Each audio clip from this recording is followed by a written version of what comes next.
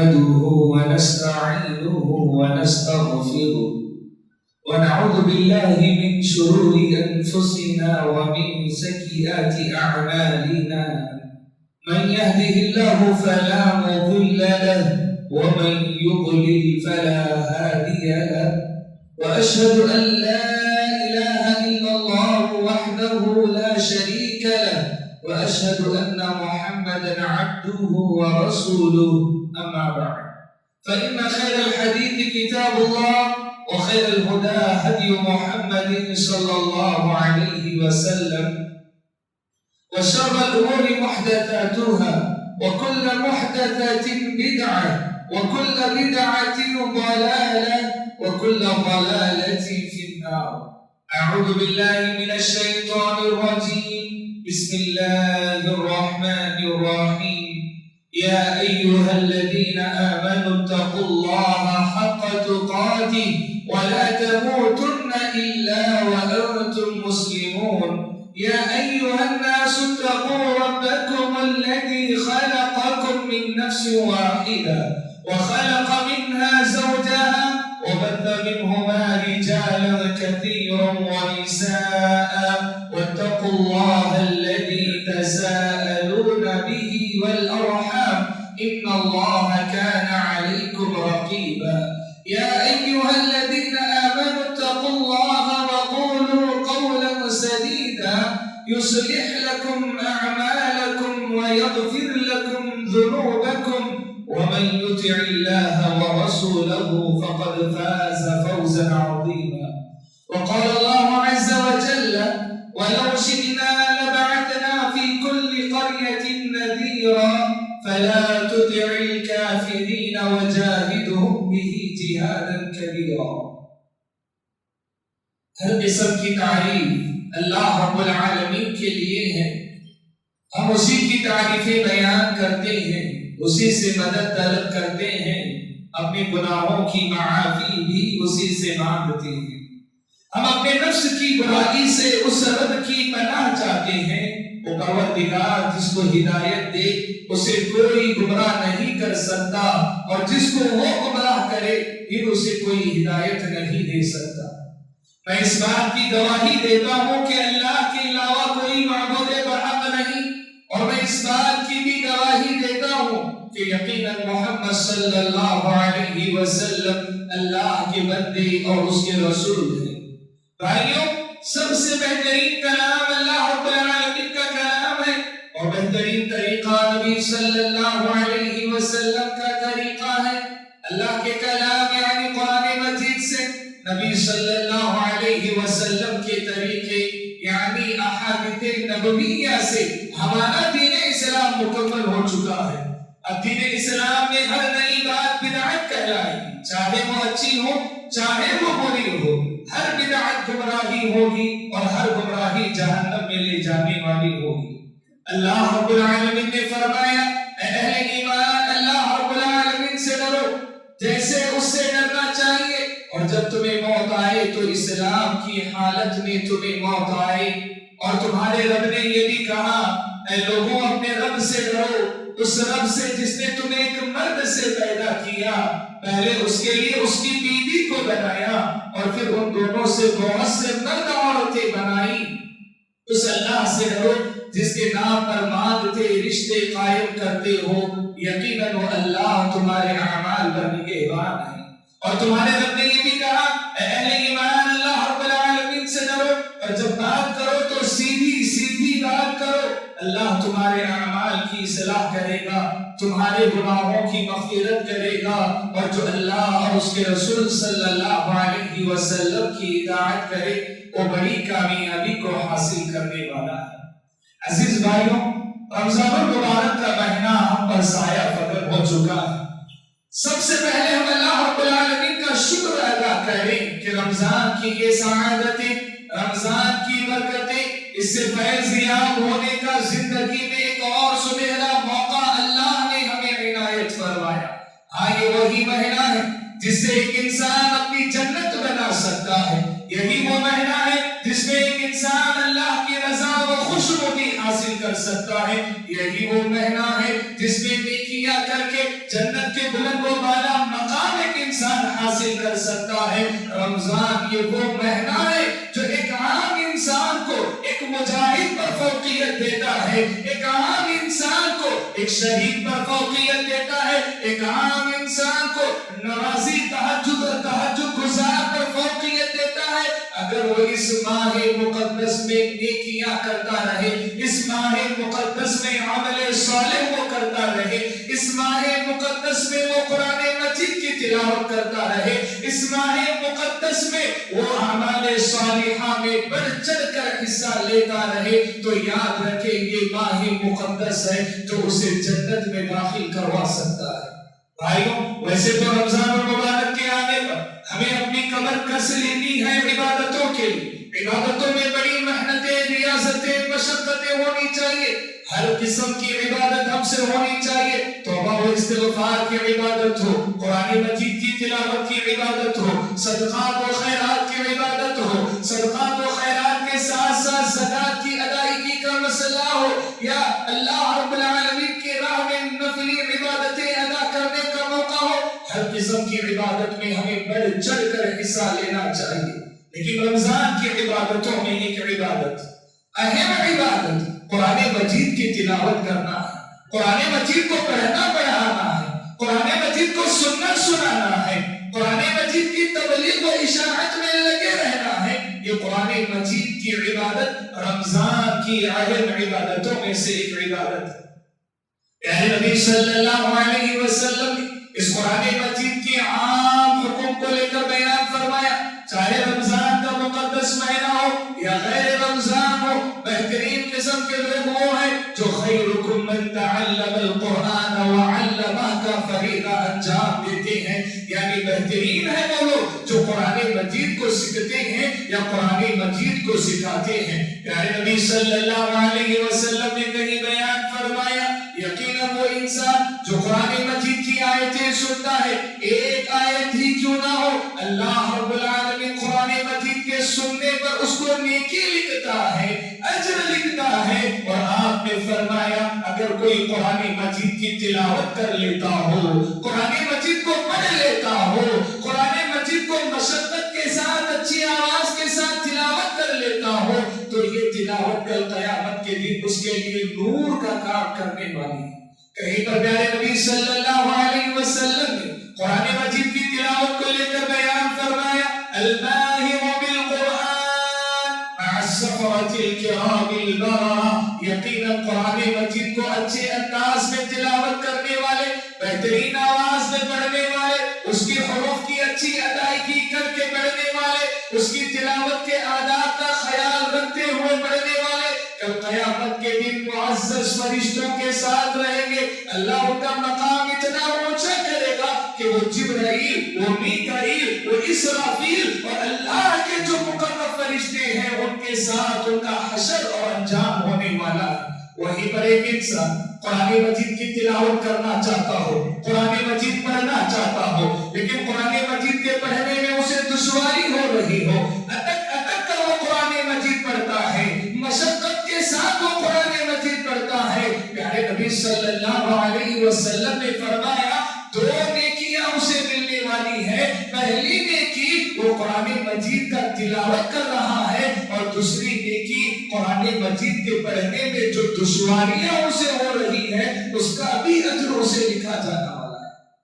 قرآن مجید کی تلاوت اور بہترین انداز میں تلاوت، پیاری آواز میں تلاوت، قرآن مجید کی اٹک اٹک کر ہونے والی تلاوت، یہ تمام تلاوتیں اللہ کو اتنی پسند ہے جس کی دو تین مثالیں میں آپ لوگوں کے سامنے رکھوں کہ زمین پر کچھ فرشتے اترتے ہیں جو اس بات کو تلاش کر رہے ہیں کہ قرآن مجید کی تلاوت کہاں ہو رہی ہے، قرآن مجید کہاں پڑھا جا رہا ہے، کون سا انسان قرآن مجید پڑھ رہا ہے۔ آپ قرآن کھولتے ہیں، بیٹھ جاتے ہیں، قرآن مجید کی آپ تلاوت شروع کرتے ہیں، ایک فرشتہ جو آپ کو دیکھ لیتا ہے وہ دوسرے فرشتوں کو آواز دے کر بلاتا ہے، ہلموا حاجتکم، ادھر آؤ ادھر آؤ، جس چیز کی تم تلاش کر رہے ہو وہ یہاں تمہیں مل رہی ہے، یہاں دیکھو کوئی قرآن مجید کی تلاوت کر رہا ہے۔ فرشتے اس کے اطراف میں بیٹھ جاتے ہیں، قرآن مجید کی تلاوت سننے لگتے ہیں۔ ہوتے ہیں کہ اس کے منہ کے بالکل قریب آ کر اس سے قرآن مجید کی تلاوت سننے لگ جاتی ہے۔ کیا فرمایا پیارے نبی صلی اللہ علیہ وسلم نے فرمایا مجتمع قوم یتلون کتاب اللہ، کہ اگر کوئی قوم جمع ہوتی ہے قرآن مجید کی تلاوت کرتی ہے، قرآن مجید کے سبق اسباق پڑھا رہی ہوتی ہے، اللہ کے فرشتے ان پر نازل ہوتے ہیں، حفتهم الملائکہ اپنے پروں سے انہیں ڈھانپ لیتے ہیں، وذکرهم اللہ فی من عنده، اور اللہ تعالیٰ اپنے مقدس محفل میں ان لوگوں کا ذکر کرتا ہے، دیکھو میرا فلاں بندہ ہے وہ قرآن مجید کی تلاوت کر رہا ہے، میرا فلاں بندہ ہے وہ قرآن مجید پڑھ رہا ہے۔ اللہ کی زبانی اپنا نام، یہ کتنا مقدس نام، اللہ اکبر۔ اتنا ہی نہیں، اللہ کی رحمتیں بھی ان لوگوں پر نازل ہوتی ہے جو قرآن مجید کی تلاوت کرنے لگ جاتے ہیں۔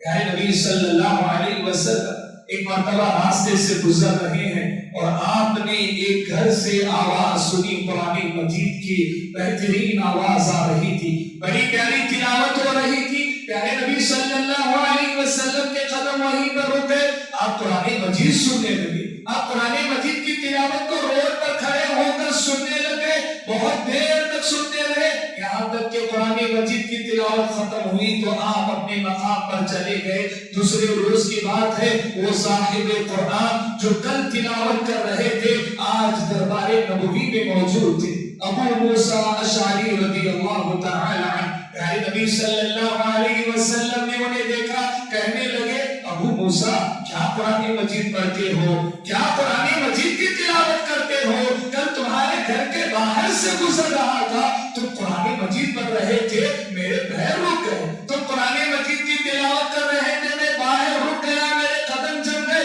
اور میں تم سے قرآن مجید کی تلاوت سننے لگ گیا تھا۔ ابو موسیٰ اشعری کہتے ہیں اے نبی صلی اللہ علیہ وسلم، آپ پر قرآن نازل ہوا اور آپ مجھ سے قرآن مجید سن رہے تھے، مجھے معلوم ہوتا آپ سن رہے ہو، میں اور بھی اچھے انداز میں اس کی تلاوت کرنے لگ جاتا۔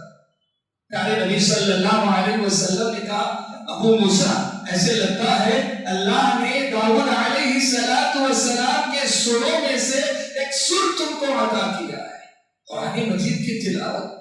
قرآن مجید کی تلاوت حسین بن حضیر رضی اللہ تعالی عنہ اپنے گھر میں قرآن مجید کی تلاوت کر رہے ہیں، نماز پڑھ رہے ہیں، تہجد کی نماز اور دوران نماز بآواز بلند قرآن مجید کی تلاوت کر رہے ہیں۔ ان کا بچہ بھی سویا ہوا ہے اور بازو میں ان کا گھوڑا بھی باندھا ہوا ہے۔ حسین بن حضیر تلاوت کرتے ہیں، یہ گھوڑا جو باندھا ہوا ہے اچانک بھٹکنے لگ جاتا ہے، بھٹکنے لگ جاتا ہے۔ حسین بن حضیر ڈر جاتے ہیں کہیں ایسا نہ ہو کہ یہ گھوڑا اپنے پیروں تلے میرے بچے کو روک ڈالے، اپنی تلاوت کو روک دیتے ہیں، گھوڑے کا ہنہنانا بند ہو جاتا ہے، گھوڑے کی اچھل کود بند ہو جاتی ہے، پھر قرآن مجید کی تلاوت شروع کرتے ہیں، گھوڑے کا ہنہنانا، اچھل کود کرنا پھر سے شروع ہوتا ہے، اپنے قرآن مجید کی تلاوت کو روک دیتے ہیں، پھر سے گھوڑے کا ہنہنانا بند ہو گیا، آپ نے قرآن مجید کی تلاوت شروع کی، گھوڑے کا ہنہنانا، اچھل کود کرنا پھر سے شروع ہوا، یہاں تک کہ آپ نے نماز ہی ختم کر لی، اس ڈر میں کہیں ایسا نہ ہو یہ ظالم گھوڑا اپنے پیروں تلے میرے بچے کو روک ڈالے۔ جب قرآن مجید کی تلاوت ختم کی، ایک بادل دیکھا آسمان میں اوپر چل رہا ہے، ٹمٹماتے چراغ اس میں موجود ہے۔ پیارے نبی صلی اللہ علیہ وسلم کے پاس نماز فجر کے بعد آئے، رات کا واقعہ بیان کیا، کہنے لگے اے نبی صلی اللہ علیہ وسلم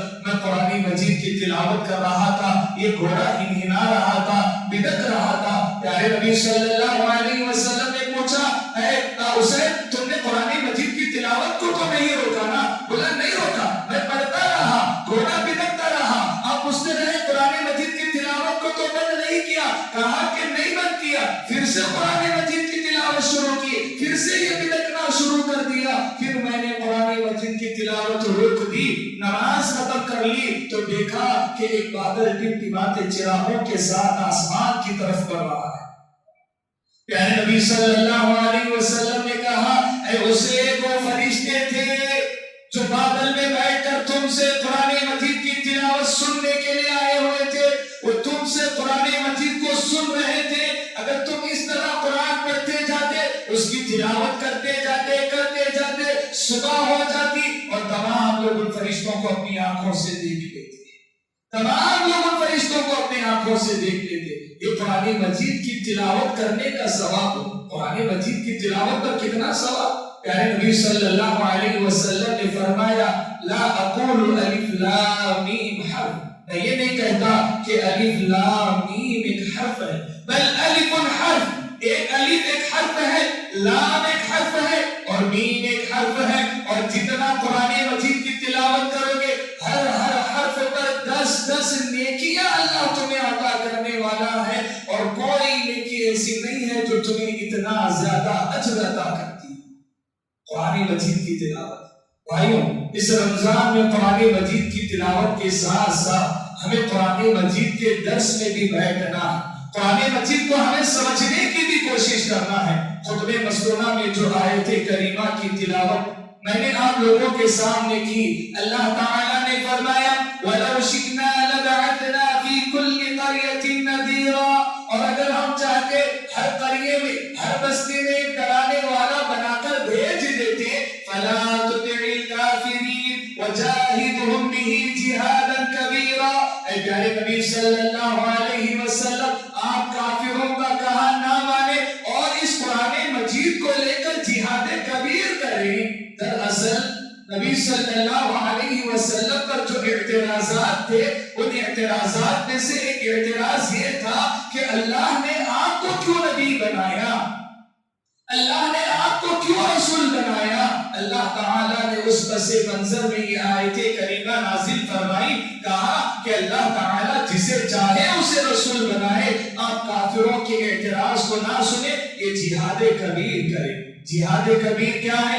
آیت کریمہ میں جہاد کبیر بتلایا گیا، قرآن مجید کا پیغام لوگوں تک پہنچانا، قرآن مجید کو پڑھنا پڑھانا، قرآن مجید کو سننا سنانا، مجسم قرآن مجید پر عمل پیرا ہو کر قرآن مجید کے مطابق اپنی زندگیاں گزار لینا، یہ جہاد کبیر ہے۔ اور پیارے نبی صلی اللہ علیہ وسلم نے قرآن مجید کی تلاوت کو لے کر، اس کی تبلیغ کو لے کر، اس کی اشاعت کو لے کر عرب کی سرزمین پر ایسا جہاد کبیر کیا، ایسا جہاد کبیر کیا کہ 23 سال کے قلیل مدت میں وہ عرب جو کبھی تاریکیوں میں پڑا تھا، کبھی ضلالتوں میں پڑا ہوا تھا، کبھی ظلمتوں کا وہ شکار تھا، کبھی اپنی بچیوں کو زندہ دردور کیا کرتا تھا، وہ عرب آج علم و فنون کے سر چشمے بلند کر رہا تھا۔ وہ عرب جس سے جزیرے عرب سے شرک مٹا دیا گیا تھا، توحید کا پرچم بلند ہونے لگا تھا، مثالی تہذیب و تمدن ایک اشاعت میں آ گئی تھی، اور پیارے نبی صلی اللہ علیہ وسلم نے، صحابہ نے اس قرآن مجید کو لے کر ایسی تبلیغ کی، ایسی اشاعت کی کہ شاعر کہتا ہے تہذیب کی شمعیں روشن کی اونٹوں کے چرانے والوں نے، تہذیب کی شمعیں روشن کی اونٹوں کے چرانے والوں نے، کانٹوں کو گلوں کی قسمت دی ذروں کے مقدر چمکائے۔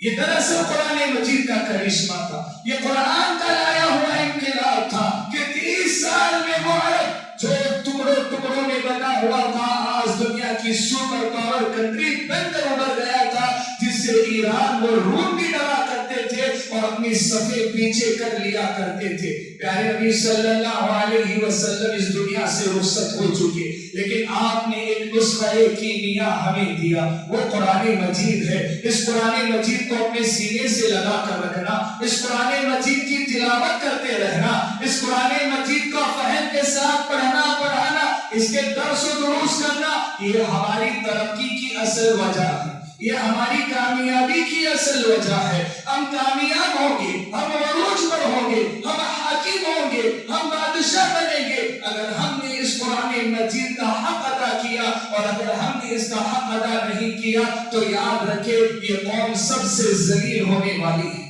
یہ قوم سب سے پست ہونے والی ہے، یہ قوم نامراد و ناکام ہونے والی ہے۔ پیارے نبی صلی اللہ علیہ وسلم نے فرمایا ان اللہ یرفع بهذا الكتاب اقواما ويضع به آخرین، کہ اللہ تعالیٰ اس کتاب قرآن مجید کے ذریعے بعض قوموں کو عروج عطا کرتا ہے اور بعض قوموں کو ذلیل و رسوا کرتا ہے۔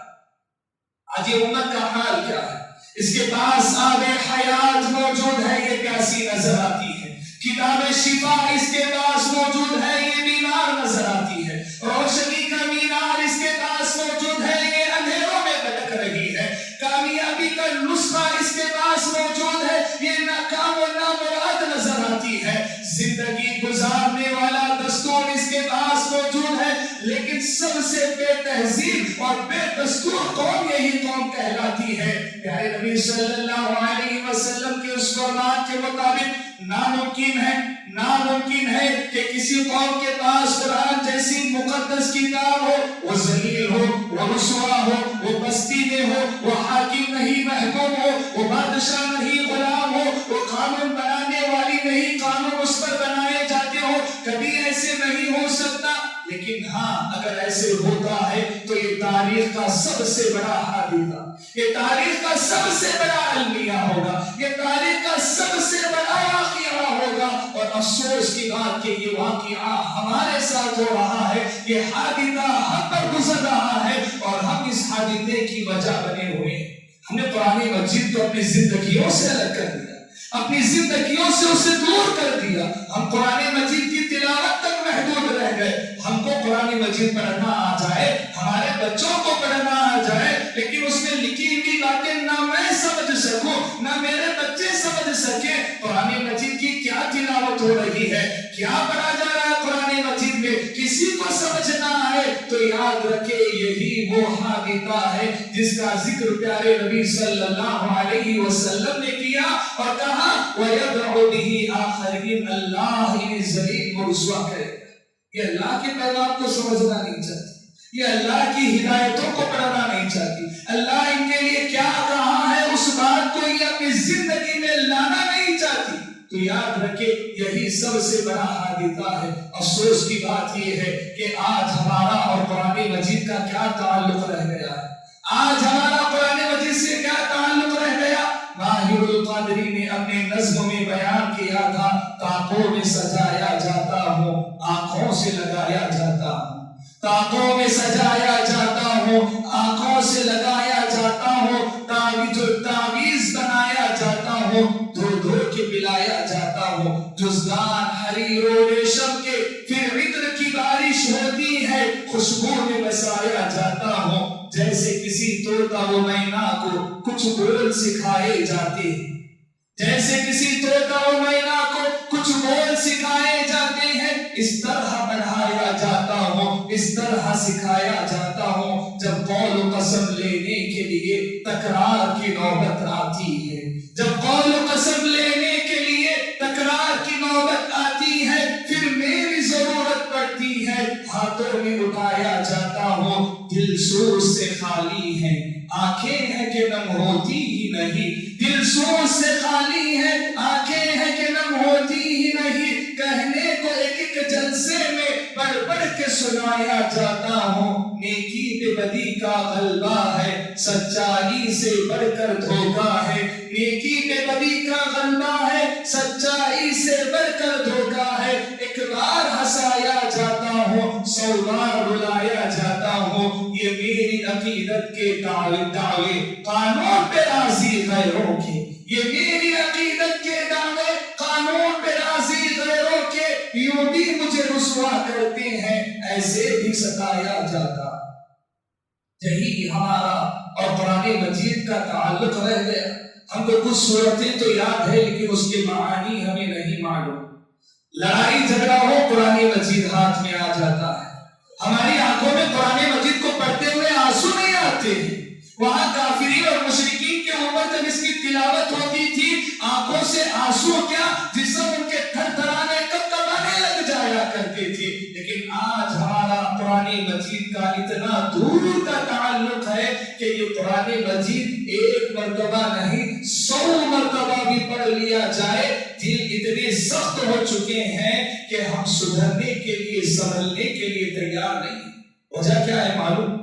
वजह ये है कि आज हमने कुरान मजीद को समझने के लिए एक ट्रांसलेटर अपने पास रखा हुआ है कि फलां का तर्जमा पढ़ूंगा, फलां का तर्जमा मैं पढ़ूंगा, फलां से मैं कुरान मजीद का इंग्लिश नुस्खा उठाऊंगा, उर्दू उठाऊंगा, तेलुगु उठाऊंगा या किसी और जबान का उठाऊंगा, कुरान मजीद में पढ़ूंगा उसमें। یاد رکھیں یہ ترجمے کبھی آپ کے دل پر اثر انداز نہیں ہو سکتے. آپ قرآن مجید کو سمجھ تو سکتے ہیں لیکن اس کی تاثیر آپ کے دلوں میں نہیں آ سکتی، جذبہ نہیں آ سکتا، آنکھوں میں آنسو نہیں آ سکتے، زندگی میں سدھار نہیں آ سکتی، ہماری بگڑی کبھی بنائی میں نہیں جا سکتی. وجہ یہ ہے کہ ہمیں قرآن مجید کو قرآن مجید میں سمجھنے کی کوشش کرنی چاہیے. آج ہمارے اسکولوں کا نظام موجود ہے، کتنی زبانیں سکھائی جاتی ہے، تیلگو سکھائی جاتی ہے، ہندی سکھائی جاتی ہے، انگریزی سکھائی جاتی ہے، اور بعض اسکولوں میں ان 3 زبانوں کے ساتھ اردو زبان بھی سکھائی جا رہی ہے. خالی ہے تو ایک جگہ خالی ہے، وہ عربی زبان کی جگہ خالی ہے. کاش ہمارے مساجد میں ایسے مکاتب ہوتے جو ہمیں قرآن مجید کو سمجھانے والا بنا کر اٹھاتے. ہمارا بچہ 5 سال 6 سال کی عمر میں مکاتب میں جاتا ہے، 10 سال 12 سال کی عمر میں وہ پڑھتا ہے، اپنی زندگی کا 6-7 سال کا عرصہ لگاتا ہے، لیکن اتنے عرصے میں وہ عربی زبان کا سمجھنے والا نہیں بنتا. ایسے نصابوں کی ضرورت ہے جو ہمیں قرآن مجید کا سمجھنے والا بنائے. کیا فائدہ ہوگا؟ فائدہ یہ ہوگا، دنیا کا ایک بڑا ڈاکٹر موریس بکائی جو ایک نصرانی عیسائی تھا، جو یہ کہتا تھا کہ اسلام ایک جھوٹا مذہب ہے اور عیسائیت سچی ہے، اسلام میں لکھی باتیں جھوٹی باتیں ہیں. وہ یہی پیغام لوگوں کے درمیان پہنچایا کرتا تھا. ایک روسی ڈاکٹر تھا. اتفاق ایسا ہوا کہ ایک مرتبہ شاہ فیصل کے علاج کا اسے موقع ملا. شاہ فیصل رحمہ اللہ علاج کے دوران اس نے وہی بات کہی، بادشاہ محترم میں نے قرآن مجید کو پڑھا، تمہارا قرآن ایک جھوٹا قرآن ہے، کوئی سچی کتاب نہیں ہے. میں نے اس کی کئی غلطیاں نوٹ کر لی ہیں، جو میں ثابت کر سکتا ہوں وہ جھوٹا ہے. بادشاہ نے کہا کیسے پڑھے وہ قرآن؟ بولا میرے پاس انگریزی میں اس کا نسخہ موجود ہے، میں انگریزی میں پڑھ لیا اس کو. تو بادشاہ نے کہا کہ دیکھو ایک مرتبہ قرآن مجید عربی میں ہے تو اسے عربی زبان میں سمجھنے کی کوشش کرو، شاید کچھ فرق آ جائے. بادشاہ کی بات تھی، دل پر اثر کر گئی. 2 سال 700 سے زائد عربی درس لیکچر میں وہ بیٹھا اور عربی زبان کو سیکھا. جب مکمل عربی زبان سیکھی، قرآن مجید کی وہ تلاوت کیا. جو کبھی قرآن مجید کی غلطیاں نکالا کرتا تھا، جو کبھی قرآن مجید کی کمیاں بیان کیا کرتا تھا، جو کبھی قرآن مجید کو چھوٹا کہا کرتا تھا، آج مذہب اسلام قبول کرتا ہے اور قرآن مجید ہی انسانی زندگی کی کامیابی ہے. اور یہ سائنس کے ساتھ سب سے آگے چلنے والی کتاب ہے. ایک کتاب لکھتا ہے قرآن، سائنس اور بائبل، اور جس میں یہ بتاتا ہے کہ قرآن مجید اور سائنس سب برابر چل رہے ہیں اور بائبل ایک جھوٹی کتاب ہے. یہ قرآن مجید کو عربی زبان میں سمجھنے کا فائدہ ہے. موریس بکائی جو عیسائیت کا بڑا عالم دین تھا، عیسائیت کی تبلیغ کرنے والا تھا، انتقال سے پہلے وہ اسلام کی تبلیغ کرنے والا بنا اور اس کی زندگی میں انقلاب آیا تو قرآن مجید کو عربی زبان میں سمجھنے والا انقلاب آیا. اب ضرورت اس بات کی کہ رمضان کا یہ مقدس مہینہ تو کوشش تو اس بات کی ہونی چاہیے کہ کسی بھی طریقے سے ہم ایک قرآن مجید کی تلاوت اس میں مکمل کریں. ایک مرتبہ قرآن مجید پڑھیں گے. رمضان کا مہینہ آتا، پیارے نبی صلی اللہ علیہ وسلم قرآن مجید کا دور کیا کرتے. انتقال سے پہلے آپ نے 2 مرتبہ حضرت جبرائیل کو قرآن مجید کا دور سنایا تھا. یہ آپ کی سنتوں میں ہے کہ رمضان میں مکمل قرآن مجید کی آپ تلاوت کیا کرتے تھے. ہم بھی تلاوت کریں گے اور تلاوت سے آگے بھی ہمیں بڑھنا ہے کہ قرآن مجید کو اردو زبان میں، تیلگو زبان میں کسی ٹرانسلیٹر کے ساتھ ہمیں نہیں سمجھنا ہے. ہم سیدھے رب العالمین کی زبان میں اس کتاب قرآن مجید کو سمجھنے کی کوشش کریں گے. ایسے ٹیوشنز قائم کیے جائیں، مساجد میں ایسے حلقے قائم کیے جائیں جو عام لوگوں کو عربی زبان سکھاتے ہو، قرآن مجید کی زبان سکھاتے ہو. تب اس امت میں انقلاب آئے گا اور زوال میں پڑی یہ امت عروج پر آئے گی.